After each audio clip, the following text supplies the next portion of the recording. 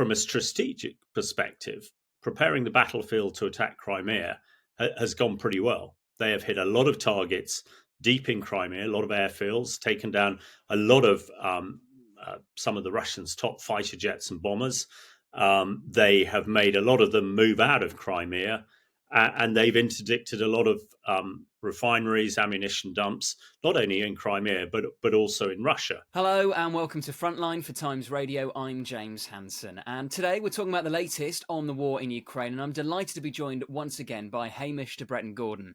Hamish is a former commander of the Royal Tank Regiment who served on operations during the First Gulf War, as well as in Cyprus, Bosnia, Kosovo, Iraq and Afghanistan, commanding main battle tanks for around 24 years. On top of that, Hamish also commanded NATO's Rapid Reaction Chemical, Biological and Radiological Nuclear Battalion, and is a Biosecurity Fellow at Magdalen College in Cambridge. Hamish, always a pleasure. Welcome back to Frontline. Thank you very much for having me, James. I wanted to start just by getting your assessment of the big news from a few weeks ago, the US finally approving that more than $60 billion worth of military aid for Ukraine. How long do you think it will be until the impact of that is felt on the ground? I think, first of all, it's very good news, but it's sort of 6 months too late. They could have really done with it way back when, because in the last 6 months, Ukraine's really been suffering for the lack of ammunition, artillery ammunition, the lack of precision-guided missiles, which they use so effectively, and other military hardware. So thank heavens it is coming now, because as I'm sure we'll go into, the front lines between the Ukrainian forces and Russia are in a really difficult position, and Ukraine is struggling to hold on in some areas. Now, the Americans have said that actually a lot of this kit will arrive very quickly. And I think of key significance, the very latest top secret ATACMS missiles, which are basically precision guided up to about 300 to 400 kilometers, are already in the theatre of warfare. So they already have those. We've already heard about them attacking airfields in Crimea. They are attacking depth positions in Russia, which is having an impact. The rest of it, again, we understand quite a lot of it is also positioned forward. So it should get there relatively quickly. And, you know, by gosh, it is needed. Very welcome. And of course, let's not forget also that Britain announced £500 million, £500 million worth of aid recently, which significantly included more Storm Shadow missiles. These are a bit like ATACMS, very long range, and very important that the Russians don't seem to be able to knock them down with their current air defense. So some significant things happening, but you know, it is a very challenging picture that we're seeing in Ukraine at the moment. And of what is included in the aid package, and we don't know the full shopping list, as it were, is it the ATACMS that you think will be the most crucial? Well, the ATACMS are what we call a strategic weapon. In other words, they have the opportunity to hit strategic targets. These are targets that can have a demonstrative effect on the way that the Russian wages war, and particularly the sort of logistic support. So attacking the rail hubs, the roads, bridges. I think it's no secret that Ukraine intends to take out the Kerch Bridge, the main bridge from Russia into Crimea, where a lot of their military hardware flows. So that is why the ATACMS is so crucial. But also, it's just the amount of artillery ammunition and tank ammunition which Ukraine has been, really suffering with not having. I mean, the Russians are firing 10 artillery rounds to every one Ukrainian at the moment. And, as we've discussed before, and as we're seeing on the front, mass has a real quality of its own. And, although we thought this was sort of First World War type usage rates, actually the trench warfare in the Donbass is virtually similar, virtually no difference to the trench warfare in Passchendaele and the Somme, well over 100 years ago. So, yeah, just that weight of ammunition is key as well as the smart stuff. Yeah, ammunition, absolutely crucial. I'm guessing also, Hamish, air defense systems. I mean, Ukraine have held up relatively well so far with their air defenses, but they are kind of creaking because of a lack of supply. Absolutely, and I think only yesterday the British government said that it would rush Patriot missiles into Ukraine. Patriot missiles are absolutely key for what we call sort of mid-area defense. These are the ones protecting a lot of the cities in Ukraine. But it is a numbers game. There are tens of thousands, if not hundreds of thousands, of drones flying around. There are variety of different missiles, and air defense is really one of the deciding factors in this modern warfare. And it's at the moment, Ukraine is just about holding out. It's creaking, but just about holding out. But if it runs out of air defense missiles, then things could turn very bad very quickly. So having the Patriot missiles and the other air defense weapons being rushed into Ukraine is essential to allow them to hold on, dig in, and hopefully start to rebuild their offensives. And we have seen, even in recent days, Russia continuing to make some small incremental advances, particularly around Avdiivka. Do you think we will see a major new Russian ground offensive in the coming weeks? There is a school of thought that they will try and do it in the next few weeks, partly because of the ground conditions, but also partly because all of the US military aid may not have been provided by that point. Well, certainly what is happening on the front lines and has been happening over the last few months is a real concern. The Russians have got 600,000 troops, Alabite, not very well trained troops, but again, mass is important. And they are really pushing. We mentioned Avdiivka and Bakhmut, where they've made advances. In Avdiivka, they've made about 10 kilometers. Now, one of the concerning things that I have been writing about a lot in the last few weeks is they are the precursor to a lot of their attacks is a huge amount of use of CS gas, right control agent, a sort of improvised chemical weapon. It does sound unbelievably simple and something we shouldn't be worried about, but actually it's having a huge impact. Reuters did an investigation, as did the Telegraph, really the extent of this. And in simple terms, by throwing a lot of CS gas into the Ukrainian trenches, the Ukrainian servicemen don't have respirators, or certainly don't have respirators, gas masks that actually work. So they're then abandoning the positions, and the Russians are following up with armored attacks and conventional attacks. And this is how they seem to be making ground. And that builds confidence in the Russians, and it's morale sapping for the Ukrainians. So, and with the ground now drying out, there is a concern that in the short term, absolutely, the Russians might try and push really hard until some of that hardware goes. I think also very interesting to note this week that the Ukrainians have withdrawn some of their Western tanks from the front line, particularly the Abrams. First of all, because they have become under significant attack from these FPV drones, these very cheap $500 drones with sort of hand grenades on them that literally fly through open hatches. So that is a concern on the one hand, but I think it is probably more likely that Ukraine is trying to develop a mobile armored defense so that if there is a breakthrough, then they can counter it. But it's a tense time. If the Ukrainians can hold on for the next sort of month or so, then they should be restocked. And conversely, no doubt the Russians are looking at it. But I think the Russian ability to conduct what we call combined arms maneuver, that's tanks, that's air power and artillery and infantry all working together, is pretty limited because you need to train. This takes, if it was a British army, like when I was commanding the 1st Royal Tank Regiment, we did a year or 2 years of training before we'd go into the front line in somewhere like Iraq or Afghanistan. So what the Russians are doing, giving people a couple of days training, one's, not very confident that they can do this. But again, they'll throw, as they call it, more soldiers into the meat grinder in the Donbass and hopefully make progress that way. So, I think the early summer, the next sort of 6 to 8 weeks are going to be crucial. And if Ukraine can hold on, then I think everybody's a bit more confident. But it could be touch and go. But one would expect to see the Ukrainians doing a lot more deep strike. We've discussed the ATACMS, we've discussed the Storm Shadow.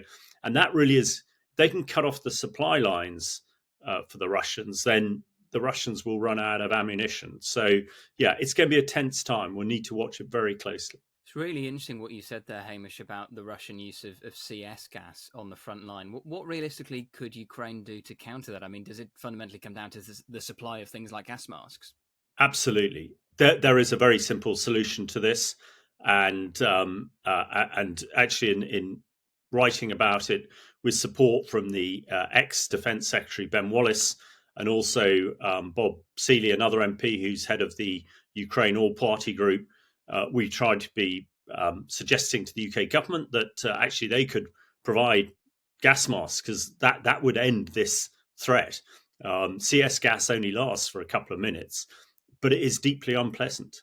And I've seen the use of basic toxic chemicals like chlorine in Syria being very, very effective.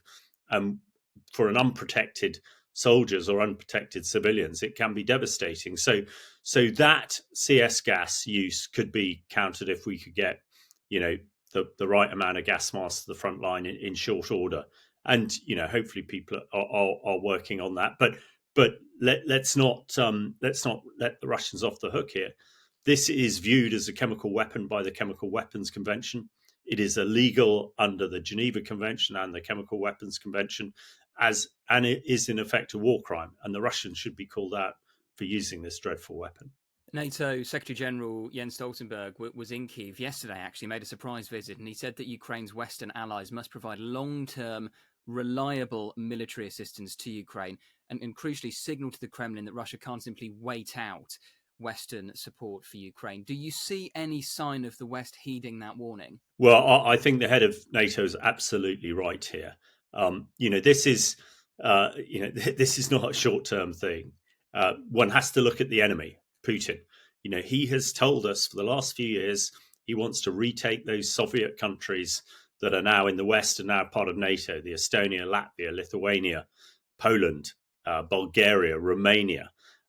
So he has a long-term plan, and so must we. I think NATO needs to have a really good hard look at itself, because if Ukraine doesn't prevail and Russians make headway this summer, then we are going to be all in. And I know some NATO countries have suggested having boots on the ground in Ukraine. Unfortunately, our own foreign secretary has sort of dismissed that, and I think that is really premature, because the best place to hold the Russians is as far away as possible, and at the moment that's Ukraine. So, and I think when you look at information coming out of the Ministry of Defence over the weekend that we're potentially going to put British troops into Gaza, we also over the last few weeks have shot down Iranian missiles heading to civilian targets in Israel.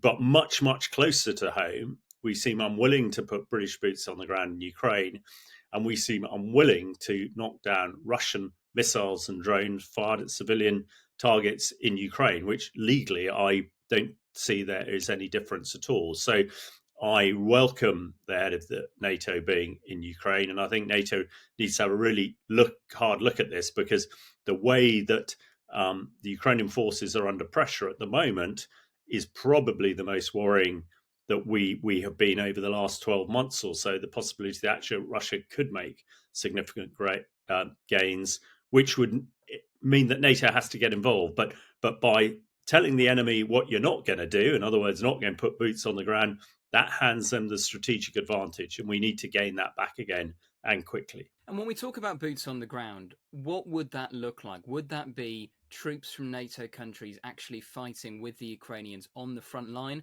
Or would it be actually in Ukraine providing more training and logistical support? For example, one of the reservations that Olaf Scholz has had about providing the Taurus missiles is he says that would require German soldiers to be in Ukraine programming the missiles. And he's got reservations about that, but that would seem to be a less extreme option than having them actually physically fighting alongside the Ukrainians on the front line. Yeah, absolutely. There will be a variety. In the worst possible case, it would be British tanks in Ukraine fighting. Now that is extreme, and that's not what we're talking about. But what enablers is the sort of military term. Absolutely, you want people who are helping the Ukrainians directing the fire of some of their sophisticated weaponry. No doubt people collecting intelligence. I think crucially, as the F-16 fighter jets arrive, which are just over the horizon, they will need support from NATO AWACS. These are the airborne air control, command and control aircraft that can pick targets and help in that way.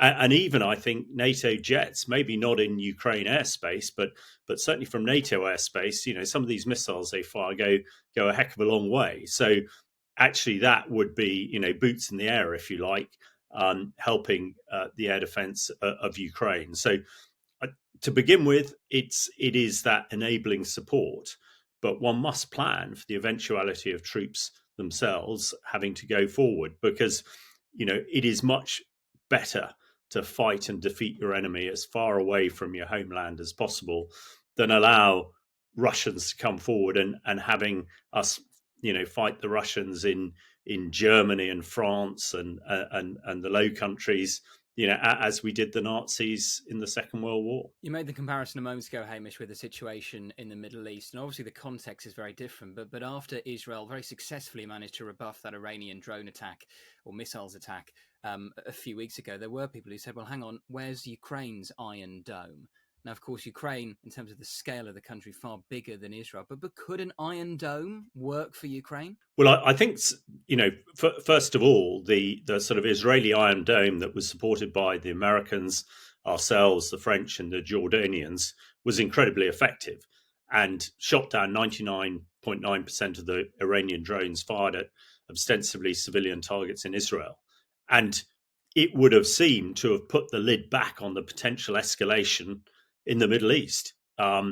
Everybody was, incredibly concerned, and certainly those people who don't really understand these things, saying, "Oh, it's going to ignite into a third world war in the Middle East." Well, actually, by being aggressive and showing strength, it seems to have done the opposite. And when you're dealing with tyrants, whether it's the Ayatollahs in Tehran or Putin in the Kremlin, they respect strength. They exploit weakness. So when we look at Ukraine, one could say, what is the difference? And the Iron Dome or air defense systems is absolutely crucial. That is where Russia has such a significant advantage at the moment. I can see no reason why those Royal Air Force Typhoons that took part in the attack a few weeks ago couldn't. Well, they were repositioned from Romania. From Romania over the Black Sea, those Typhoons could take down missiles and drones fired from Crimea without straying outside international airspace. So I think it is something that we really need to seriously look at. And it really goes back to the fact that, if Ukraine goes wrong, it has a direct effect on the security of this country and would really, there are very few people who don't think that it wouldn't take us into war with Russia. So if we can prevent that by providing Ukraine Iron Dome or whatever we want to call it, but similar to what we did to prevent the Iranian missiles getting through, then I think that would make the chance of a wider war in Europe much less likely. I wanted to ask you, Hamish, about how realistic you think it is for Ukraine to one day recapture Crimea. I was speaking yesterday on Frontline to Michael Binion, who's been with the Times since 1972 as a foreign correspondent, columnist, leader writer. He knows his stuff, and he was quite pessimistic about Ukraine ever recapturing Crimea. And I put the counter argument that if you look at the success that Ukraine has had at eliminating much of the Black Sea Fleet, if you look at the way they've been targeting the Kerch Bridge, that actually it may not necessarily be out of the question. Where do you stand on that? Well, this is a really interesting point. I think what Ukraine has done is, in military terms, we call it preparing the battlefield.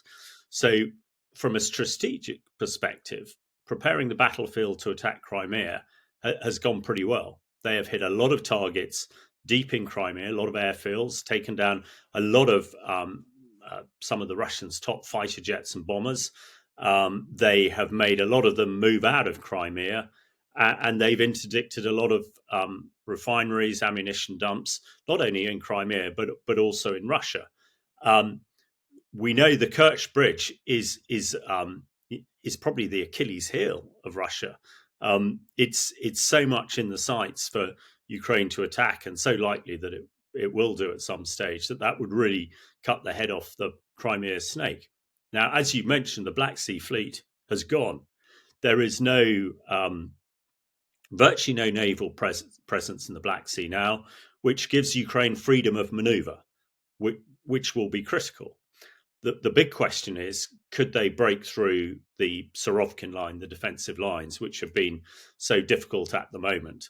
And if they can, I think, yes, they certainly could take Crimea. And whether that will help quicken the end of the war or not is a case to consider. But I don't think taking Crimea is completely out of the question. And it could be a very key sort of element in the future to get some sort of meaningful peace. So yeah, I would say Crimea is up for grabs, and if Ukraine gets all the kit that it needs, that it's coming through now, it might be in a better position to do that. And if it gets, the Ukraine Iron Dome we've been talking about and gains air superiority, then yeah, again, it's another bit of the jigsaw, making it more likely. So I wouldn't write off Crimea at this stage. Just to go back to the issue of the West taking the threat posed by Russia increasingly seriously. Obviously, we've seen last week, for example, the UK making a pledge to increase its defence spending by 2030, and there seems to be a general realisation that European countries do need to spend more on defence. Now, that doesn't necessarily help Ukraine, that's more to do with their own defence. But do you think we are seeing a tipping point now, Hamish, where there is more of a realisation that actually Russia does need to be confronted? Well, this is a really, really interesting point. I think until quite recently, defence was not an election issue, and the election in this country and the election in the States in November is the big elephant in the room. If people don't see defence as an issue, then it could go very badly wrong. And I think both the main parties have now realised that actually. And I think I've written recently, instead of going to the polling booths in November, we could all be going to the recruitment centres to pick up our kit to go and fight in Europe. So there, hopefully, and it's a great thing that Frontline pushes this and keeps it in the news. Hopefully, people in the country are realising that war in Europe is not a distant possibility. I wouldn't say it's the most likely possibility, but it is possible. And the more we ignore it, the more likelihood it will happen. As people are talking, we're in a pre-war phase at the moment. The way in a pre-war phase to prevent war is to show to your enemy that you are preparing for it, you are stronger than them, and you will, follow through your actions. Until very recently, I think Putin has looked at us and looked at our conventional deterrence and has not been deterred. And we've got a catch up to do.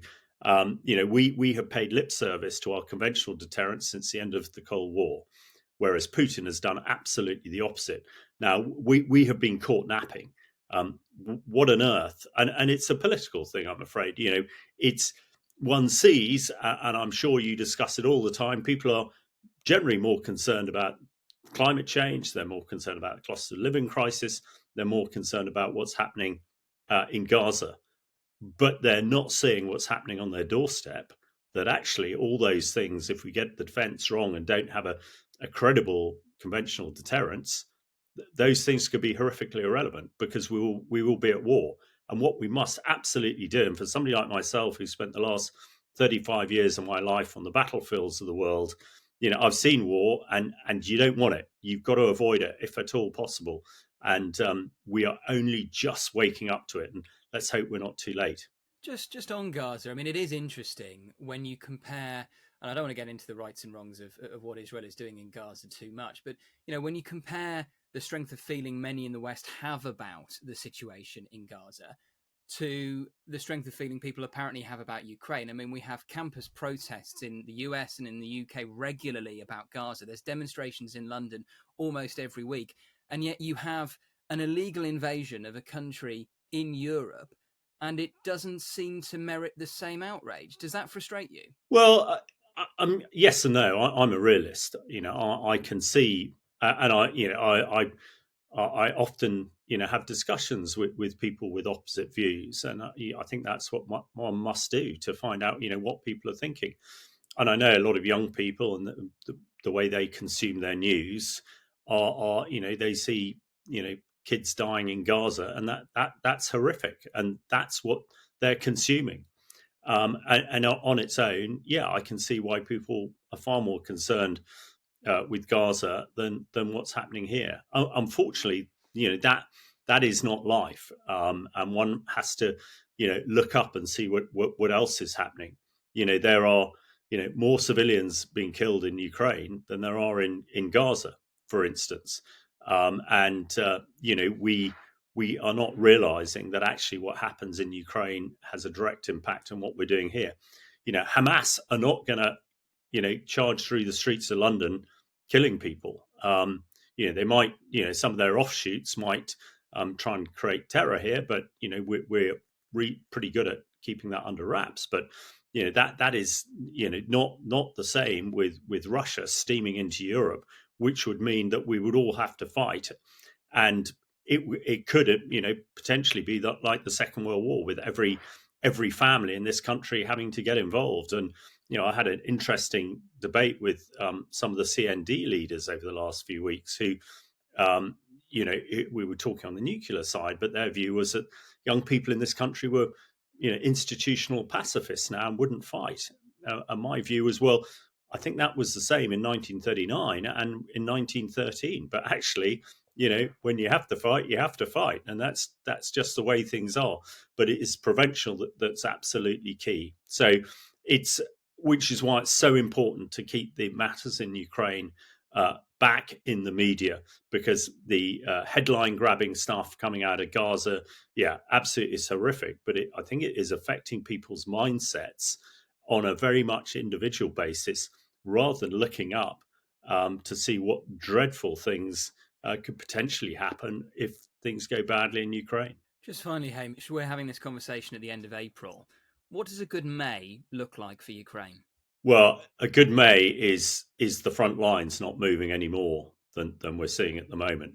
A good May sees the F-16s arriving and creating, with all the other air defense and the long-range missiles, some sort of air superiority for Ukraine. Because once Ukraine has air superiority, it can start maneuvering on the ground. Now, I don't think that's going to start happening in May, but I think the psychological message that it will send out to the Ukrainian people, who have felt for the last 6 months, they felt on their own. They say, well, why should young kids in Ukraine fight when America is and everybody else isn't giving them the hard way to do it? So a good May is a rebuilding of morale in Ukraine and getting them back on the front foot rather than purely on the defensive.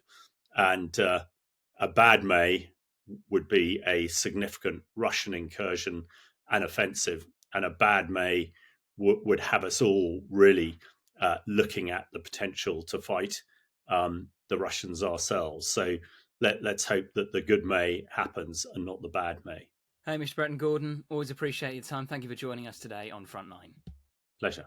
You've been watching Frontline for Times Radio. My thanks to Louis Sykes, our producer. To support the work of Frontline, hit the subscribe button. You can also listen to Times Radio throughout the day or read it at times.co.uk. Thanks for watching. Bye-bye.